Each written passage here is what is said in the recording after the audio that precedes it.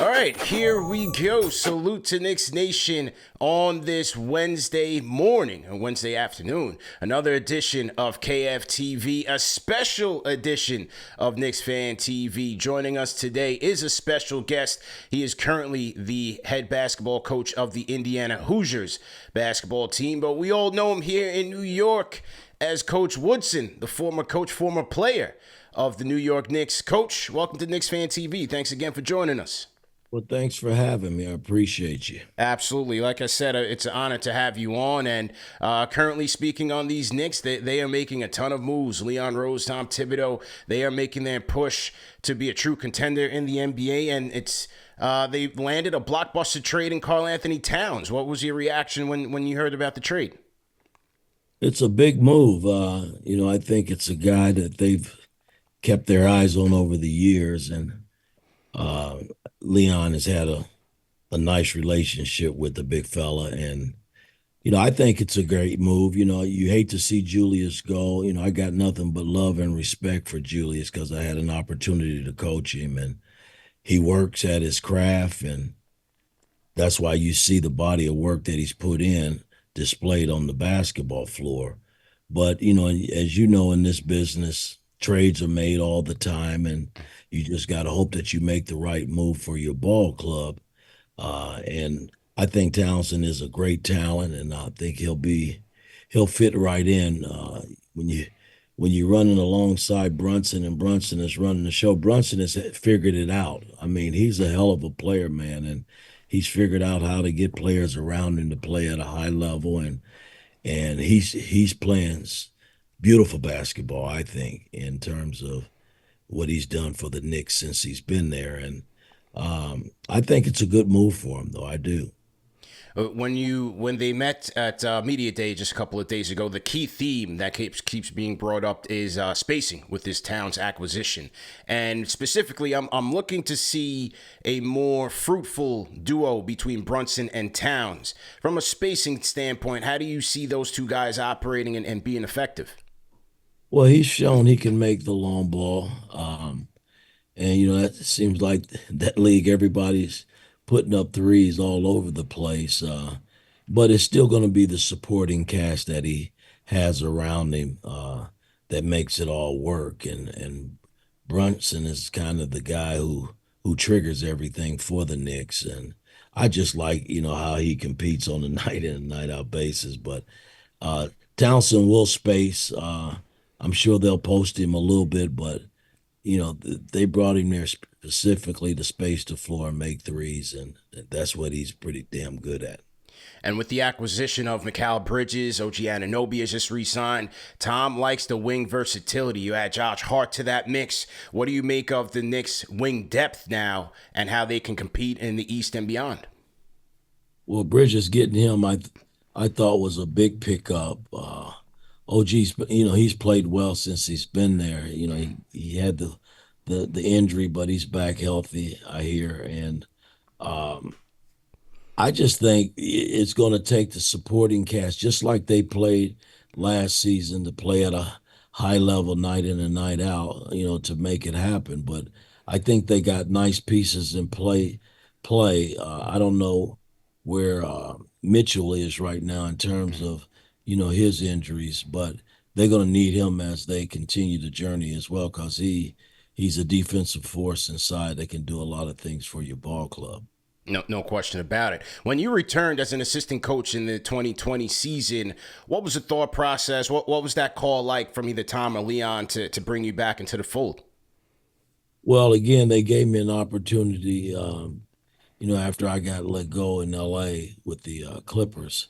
They gave me an opportunity to come back to New York and work. And, that's all you can ask for. And so, I tip my hat to Tibbs and Leon and Jim Dolan and Wes for giving me the opportunity to come back and continue to work and work at a spot where I'm very familiar with. And I didn't know Tibbs very well at that time. I competed against him from a coaching standpoint all these years, and it was really a treat to work with Tibbs because he is a basketball junkie. You want to play, Rasheed?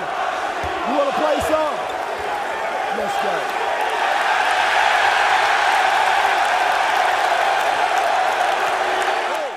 You know, one of the clips that we play on our social media channels is a clip from the 2012-13 season, opening night, Knicks against the big three of the Heat. Rasheed Wallace getting his Garden debut, and it's a clip of you going to Rasheed and asking him if he wants to play, and the crowd goes crazy. That is one of the most viral videos that we put out there. Do you remember anything from that moment and that Garden reaction? You know, I have nothing but respect for Rasheed. You know, I rode that roller coaster with him in Detroit, man, and damn, he was along with Ben Wallace and the supporting cast, Chauncey and Rip and Tayshaun. Boy, it was Corliss. I mean, it was just a beautiful thing to be a part of, and to get the opportunity to bring him back with me to the Garden. I mean, it doesn't get any better than that. He didn't, you know, he could have said, "Hell, I'm good, coach," but he got up off the bench, man, and the fans. I mean, it was just a beautiful scene to have him going, even when we knew the game was already out of reach. He still stepped on professionally and helped his ball club continue to play and finish the ball game. But the fans they were phenomenal. I mean, unbelievable. They've always been that way. Yeah. No question about it. And, you know, you coach this team for 2.5 years as the head coach. Player after player who I've spoken to, from Rasheed to Kenyon Martin, Mike Bibby, Raymond Felton, you know, I ask all these guys about you, and unanimously, you know, it's nothing but high praise. What does that mean to you to have that love from all these players? And what does that say about you as, you know, being like a player's coach? Well, it means a lot, man. I think, you know, when I first started out in coaching, you know, you kind of have to make your way. And when I got the head coaching job in Atlanta and was able to build that team over the 6 years that ownership gave me the opportunity to build, um, it's a respect factor. You know, I played in this league, you know, in that league 11 years, man, um, and I played against some of the greatest players that ever walked that floor. And uh, all you ask players when you coach them is to respect what you do, and because I respect them, because it's a beautiful profession if you treat it the right way. And um, you know, I have nothing but praises for the NBA because I've spent 34 years of my life. Hell, I'm 67 years old, man, and I've spent over half of my life in that league as a player and coach. So, I mean, to be able to coach NBA players and share some knowledge, you know, and you're not always right, you know, you're not always wrong, but if you can get your players to buy in and believe in what you're doing on and off the court, because I'm a big stickler when it comes to that, because I think it all goes hand in hand, um, then you have a chance to win. And I thought when Mike stepped down and Jim gave me the opportunity to take the team over, I made it very clear that, you know, I was a no nonsense coach. And, you know, you've heard grumblings probably uh, that, hey, Woody was, you know, somewhat light on certain guys. That wasn't true. You know, Melo was coached hard. Um, you know, I didn't believe in showing favoritism because no one ever showed me favoritism.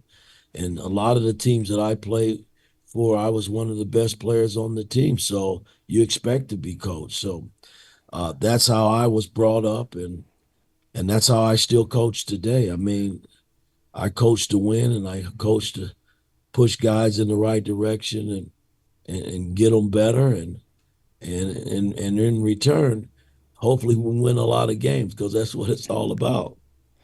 When you took over for Mike D'Antoni in that 2011 season, what was that adjustment like going in as an interim coach? Because that was the first time you had done that. You had been a head coach your most of your career, but to step in an interim role, different styles with the players, like what was that adjustment like?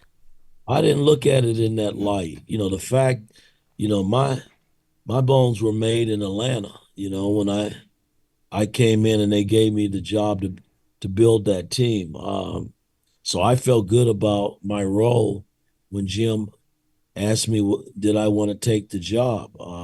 And then the fact that, I had played there. I was drafted by the Knicks in 80. And, we won 50 games, and that just wasn't good enough, man, under Red Holzman that year. And so I knew the dynamics of the fan base, the media. That wasn't new to me. It was just me walking in a situation halfway through where we had to make a move to get the team even thinking about the playoffs, and they jumped on board and bought into what we were doing, and we were able to salvage that season and make the playoffs.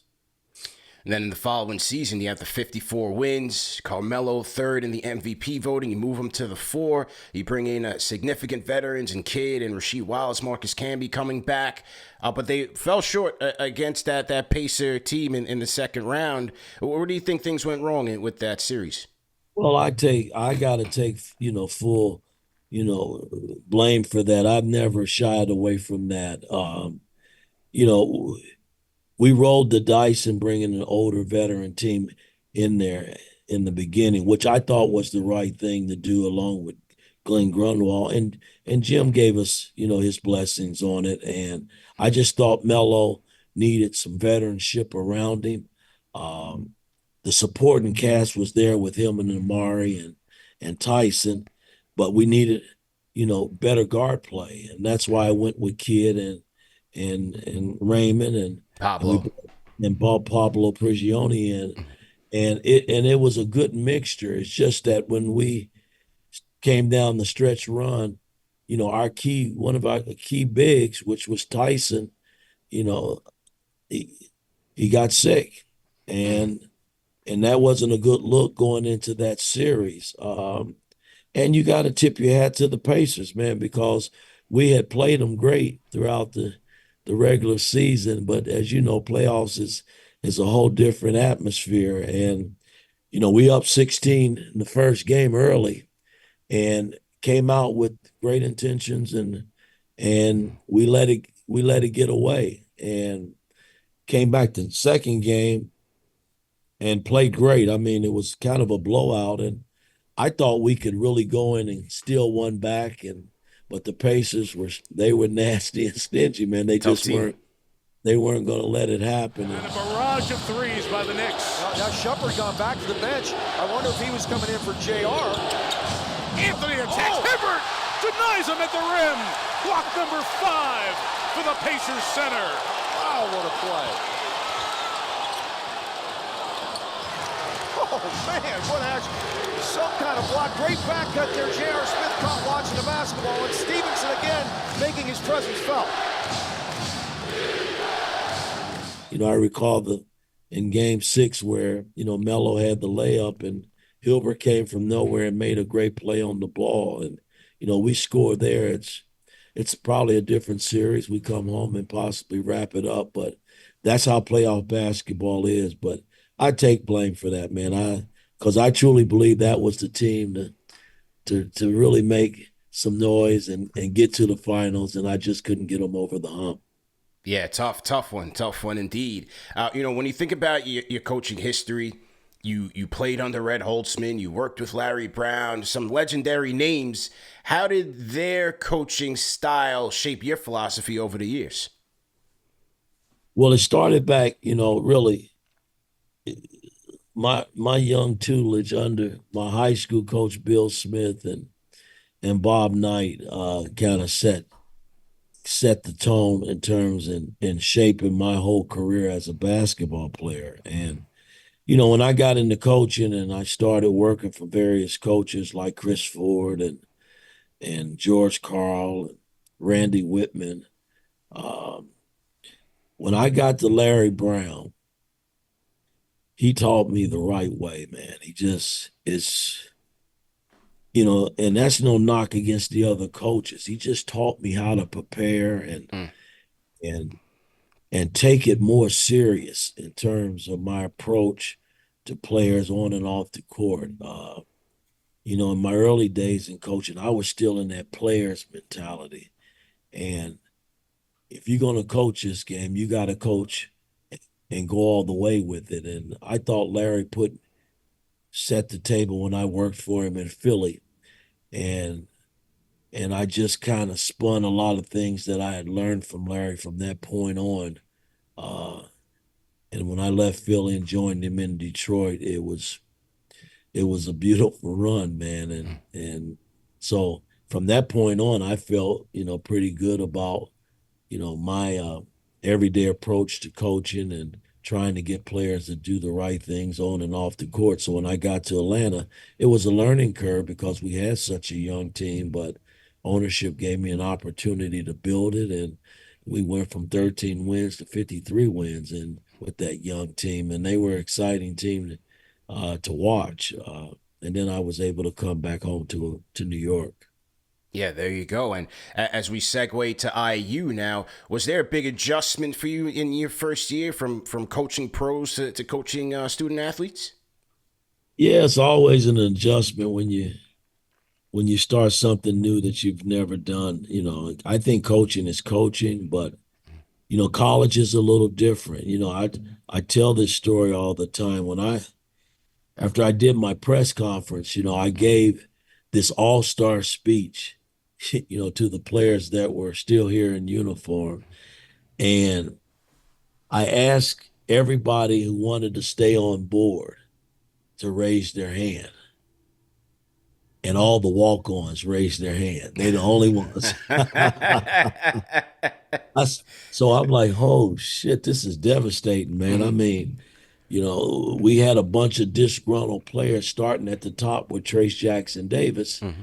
And I'm sitting here begging guys, I'm new. You got to give me an opportunity. I'm not, what's happened in the past is behind us and, we have to move forward. So I started at the top. I sat down with Trace and his family and got him to commit and come back and be on board with me. And then everybody else seemed to fall in place. And then we were able to, take that team and take them to the tournament, which they hadn't, gone in some years. And so it's been a good run. Last year was kind of a down year. And,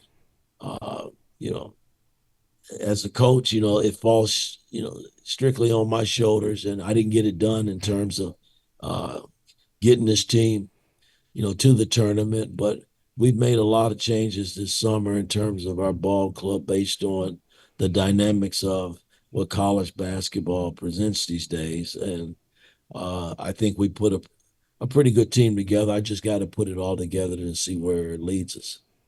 Yeah, that's certainly interesting because you're going from the NBA where your reputation is established and it's clean with the players are repping you, and then you go to the college and it's almost falling on deaf ears. So that I could imagine that was certainly a challenge. And as you mentioned, you lose a number of players last offseason. Khalil Ware, I got a chance to see him in summer league. Looks pretty good for the Miami Heat. What is that challenge with integrating? You got 6 transfers here of a freshman. What's that challenge of integrating these players into your current roster? Well, it was that way day one coming in. I mean, we brought in, I think, the first year 4 players to our roster, new players. And though that was through the portal. And in the second year, we brought in 5 players. And then after this season, I had 3 players to leave me to go to the portal. And I graduated 2 seniors. And then Ware got drafted to the Miami Heat. So I had 7 scholarships, at my, in my hand that I had to go out and start fresh and basically go through the portal, in which we did. And my staff did a beautiful job in helping me, go land like Big Ballo from Arizona, the big center, which we needed a center, after Ware had left. And we needed guard play, perimeter play. And we were able to go get Miles Rice from Washington State. And we got Kanan Carlisle from Stanford. I mean, I was going all over the place. We got Luke Goody from Illinois and thinking Hatton from a little small school up here in Louisville. Uh, I mean, we was just reaching, man, and then the kid Bryson Tucker the freshman kind of fell in our laps. Mm. Dad and I had a talk. I flew into to Baltimore to meet with his dad in the D.C. area, and one thing led to another, and we were able to get a five-star player in Bryson Tucker, the only freshman that we have. Uh, so, I mean, we got a big 7-footer, Dallas James from Florida, who's kind of uh, a kid that that's got some skill set, but he needs a lot of work. And I'm hoping once he get about a good month under him, that he's able to contribute behind Barlow a little bit. But um, we got a nice mixture of players for our ball club, and I just got to put it all together. They've been working their butts off since we started official practice on the 25th. So I'm pleased where we are, but we still got a long way to go. There you go. With Ware, was he ever someone that the Knicks inquired about? I know they were looking at centers in the draft. Was Ware one of those on their radar? Yeah, he was on the radar, but again, nobody really knew. I know we surely didn't know, how high he would go in the draft. He was called to the green room, which is a good sign, but you never know there as well. Mm-hmm. You can sit there all the picks and not be drafted. So, we were happy for he and his family because, it was a bad rap coming out of Oregon Mm. when we got him, and it was work in progress. It took us about a month to really shape him up and get him where we thought he should be playing and playing at a high level, and it carried on through the ball season. And he had a good year, man. I mean, he played extremely well for us. I'm so proud of how he performed, and it paid off for him. He was able to be the 15th player picked in the draft. Just a couple of quick ones for you here, Coach. I know you have to run the practice. NILs has been a hot topic over the last few years, and there was a coaches poll that was conducted over the summer, and they rated Indiana's NIL program to be one of the best in college athletics. What do you make of the programs that you guys have implemented there, and overall how that's evolved? Well, I won't comment a whole lot about it. I just know that we've been in a good space, for NIL as well as a lot of schools. You know what I mean? That's where we are, man. And I didn't walk into college thinking, that this was going to happen, but it's what it is, man. And it kind of reminds me of being in the NBA a little bit. You're going to have to, have an NIL space until they make changes. I know this rev sharing is a big topic right now as well. Um, I don't know where we are, when it comes to that right now because there's a lot of decisions that has to be made, but we have been in a good space in terms of our NIL program, and I hope we're able to, stay in that space. There you go. And final one for you here. The fans are highly anticipating this interview. You've been a beloved figure here for the 2.5 years that you were here. Well, plus the season under Tibbs as the assistant, as well as a player in the 1980 season. What are you most proud of during your time here in New York? Just, the fan base, and I had my ups and downs. You recall that last year it wasn't real pleasant when Phil came in there, but again, injury bugs killed that whole team. And then when we figured it out and got a lot of the guys back, we made a nice run at the end, but it just wasn't good enough. And I wasn't Phil's guy at that time, and he decided to go in a different direction, which I've been around long enough to know the sport and how it works. So, but the fact that the fans have always, I think, always been there for me, It says a lot. I have nothing but love for the Knicks and the fan base and Jim Dolan, who I think gets a bad rap. I love Jim Dolan and what he stands for. And, he tries to do all the right things by his ball club. And, when he's financially doing the right things, I mean, what more else can you say? So I'm I'm a big supporter of Jim Dolan's. He let me come home and fulfill a dream that maybe some owners and coaches would not have allowed, but he did that for me, and I have nothing but love for him and Leon and that organization. So I wish him nothing but the best. My eyes are always on the Knicks and their well being, and let's go win an NBA championship, Knicks. That's how I look at it. Absolutely. Well, Coach, I definitely appreciate the time. I know this is a busy time trying to get the team together, so I appreciate you carving out some time for us. And best of luck to you guys. I know the preseason opener is coming shortly on the 18th. So best of luck to you, and hopefully we can do this again. No problem, man. Much love for you too, my brother. You keep doing your thing. All right. Take care, Coach. Hey, you too, man. Take care. Nice seeing you. Absolutely. Keep that beard intact, man. Yeah, hey, as you said, keep your barber. The barber is the key, right? It looks good, boy. Yeah, no. All right. Stay blessed, Coach. Thank you. All right.